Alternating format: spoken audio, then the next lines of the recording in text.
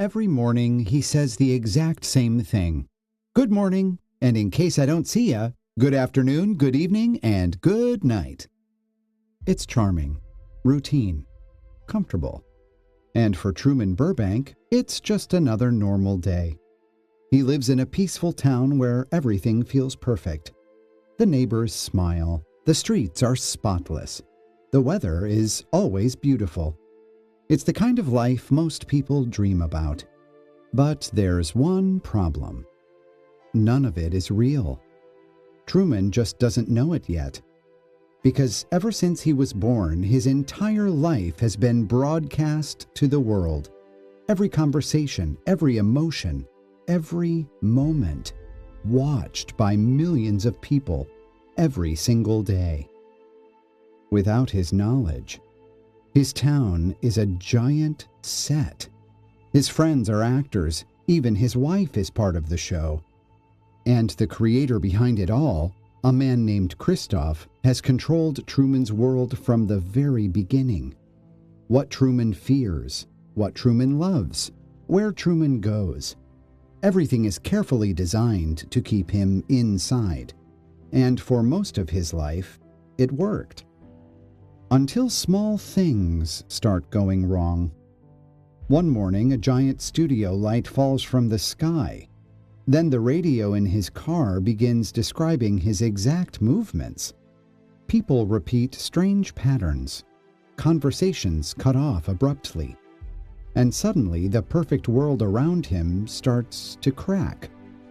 At first, Truman brushes it off.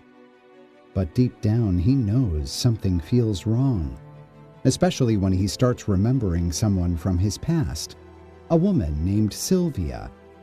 Years earlier, she tried to tell him the truth, warn him. But before she could explain, she was dragged away. And ever since then, Truman hasn't been able to forget her. Because for the first time in his life, someone felt real.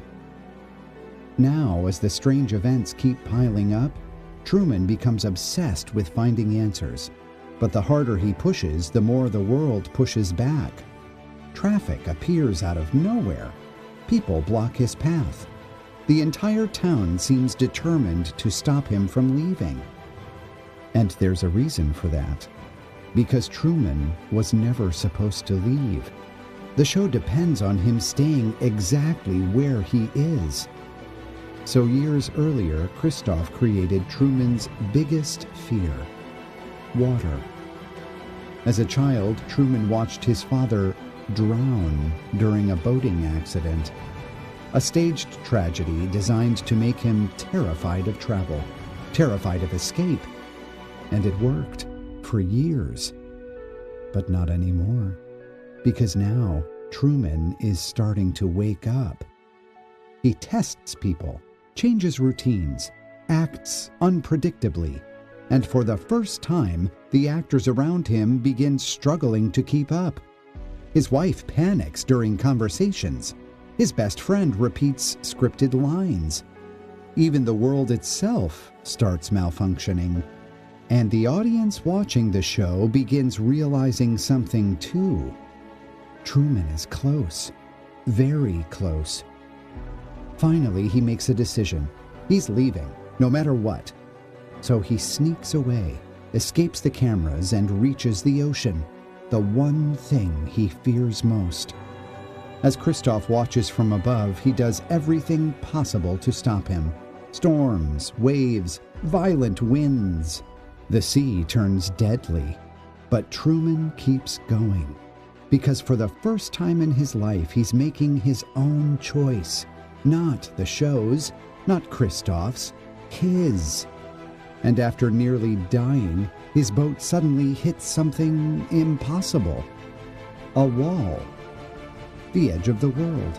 Everything around him has been fake. The sky, the ocean, all of it.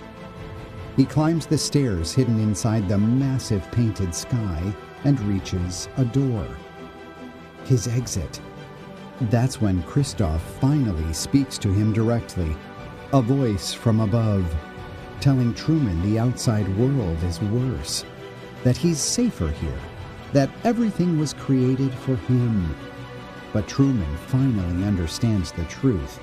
A comfortable lie is still a lie. And after a lifetime spent inside a cage disguised as paradise, he smiles, bows, and walks through the door into the real world for the very first time.